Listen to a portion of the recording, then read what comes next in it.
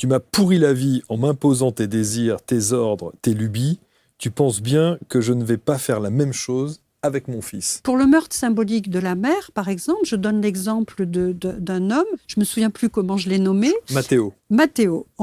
Matteo, qui a été élevé par une maman très présente, très possessive, lui donnant beaucoup d'ordres, étant très autoritaire, voilà. Mais il a réussi, un beau parcours, il a une belle profession, il s'est marié et puis il a un enfant.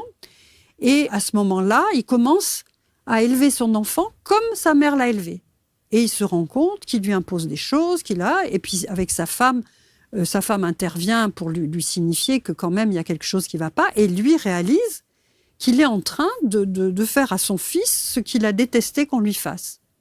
Et là, il y a cette prise de conscience, et puis il va se faire aider, il va comprendre, il va réaliser. Et un jour, sa mère vient déjeuner chez lui, et son fils est à table avec sa femme, sa mère et lui, et là, il y a des épinards, et le gamin dit « Burk ». Et le père lui dit « Non, non, tu goûtes, voilà, moi je te demande juste de goûter, et si t'en veux pas, tu n'en manges pas ». Et là, il voit sa mère qui regarde son assiette et qui commence à bouillir. Il continue sa pédagogie.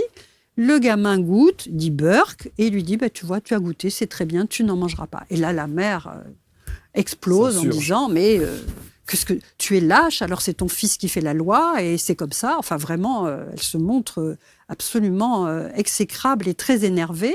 Et là, son fils lui dit ou tu acceptes la façon dont j'éduque mon enfant, ou tu vas manger ailleurs.